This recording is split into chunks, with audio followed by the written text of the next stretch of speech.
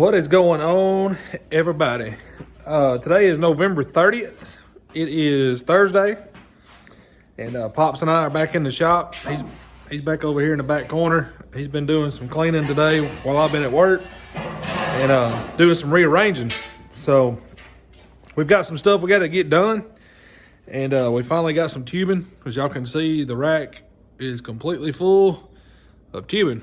So y'all know that we talked about the Crown Vic project, and we got the door open right here. I'm looking out at it. What we're going to do is put our chassis back on the cart, the roll around cart. We're going to roll it back over here to the side and get it out of the way for now, cover it up, and that way we don't get any grinding dust and weld dust or anything like that on it. So we're going to cover it up with the big tarp that you see covering the Crown Vic. So we're gonna get this thing jacked up, get it on a roll around cart, get it moved over. We've got a lot of stuff that we need to get done, so we gotta get busy. And we got metal now, so there's no excuse. And we've got some, this is Casey's seat. This is the boy that owns the Crown Vic. That's his seat that we'll be using to mock up the cage in the Crown Vic, the pedals and all that, or not pedals. Pedals have to be stock, but the placement of the seat, rather. And there's another seat sitting here that's not mine. And that's going to be another project coming up. So we'll get into that once we get done with the Crown Vic.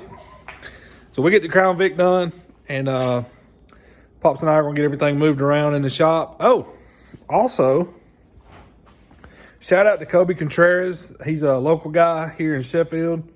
He's close to us, just a little ways.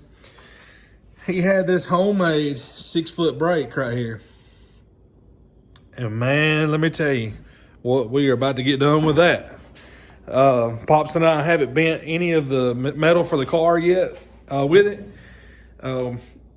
We are going to redo that piece over there. As y'all know, we were using the T-bar clamped on the workbench over there for a brake, and that's how we were bending our metal. If you have to do that, sure. It's not ideal. It's not ideal at all.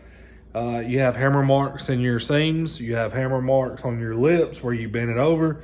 We were using a rubber mallet, and really it makes it look like crap. And we obviously want to do the interior and the sheet metal and everything nice because we spent a lot of time making the chassis nice.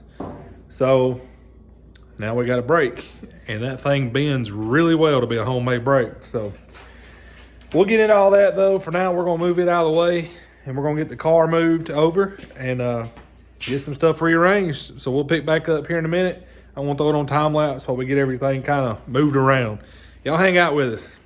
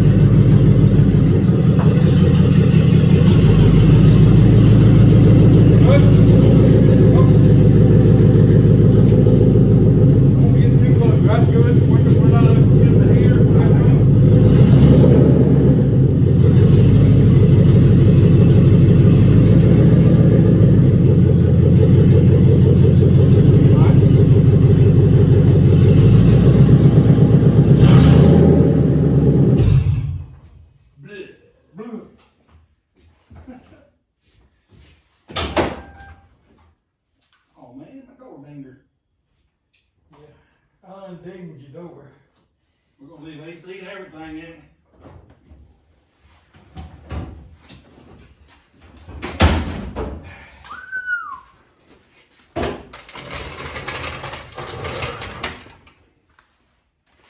Had to put the exhaust back on that bad boy. You can tell it's running rich. Yeah. Ain't got no back pressure, and the O2 sensor's probably going crazy. All right, y'all. We got the old Crown Vic backed in the shop.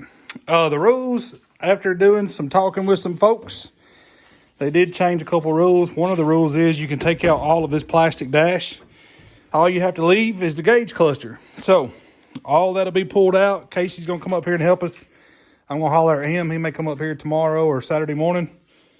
And there's some stuff that Pops and I can do while we wait on getting that out. So I mean, it's no big deal. That's the new full containment seat.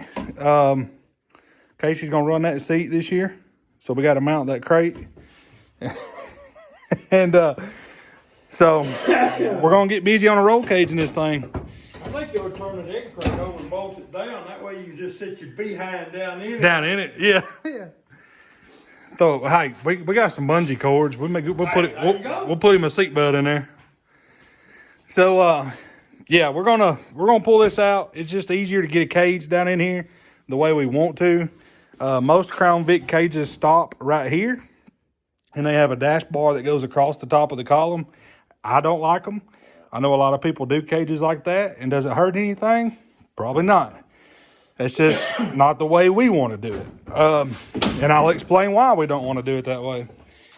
When that cage stops right here, look where your feet are. So if anything comes in this right here or in this front panel right here, and I know y'all are thinking, well, this is a Crown Vic and it's double. It's built that way because of whatever. But you got another Crown Vic that hits this thing in the side wide open. It's not going to be good. No. So we're going to move the cage forward. Be using the double. So there's foot protection up here. And we do plan on putting bars in there angled down to also protect a little bit further forward. But this will be a cool little project. Shout out to Jerry King, Jerry and Ryan. Y'all have heard me talk about them. Jerry is where we purchase our tubing. Ryan, his son, is y'all know my buddy that drives the 96 open wheel car. Me and Ryan just talked the other night. I just talked to Jerry the other day. Pops went and picked up the tubing Tuesday morning, I think, or Wednesday morning. Tuesday morning. Today's Thursday. I get my days mixed up. So Pops ran down there and picked up the tubing for us Tuesday morning. And they actually just done a Crown Vic. I think they may be doing another one soon. And it looks super clean. Jerry is always up to giving me pointers.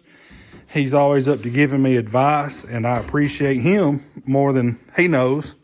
And I appreciate Ryan, because me and Ryan always call and bounce ideas off of each other, and with a little trash talk here and there, it's always fun. So, but we always mess with each other. And Ryan's a good sheet metal guy. He's working on a late model right now, so they do great work. So if y'all need anything done, King Custom Cages, they do bumpers for open wheels, street stocks, late models, whatever.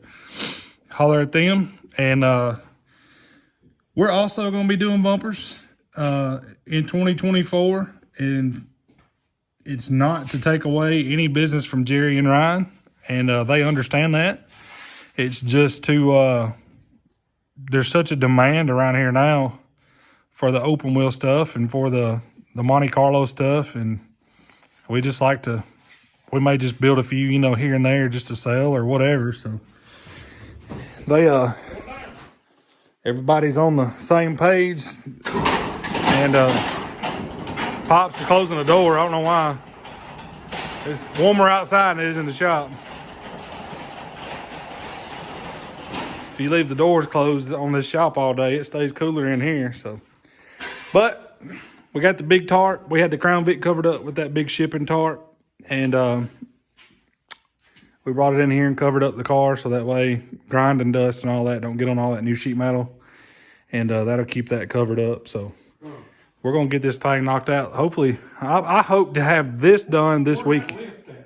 Yeah, lift be nice, wouldn't it? I'm too old to be getting down the floor. But y'all see why we talk about adding on to the shop. We had to move the brake back here, and we're kind of limited on space, and that's why we want to add on to the front of the shop so we can do projects like this in that part, and we won't have to keep moving our stuff. And we can, if we're waiting on parts for this, then we can work on ours at the same time. And right now we can't do that, but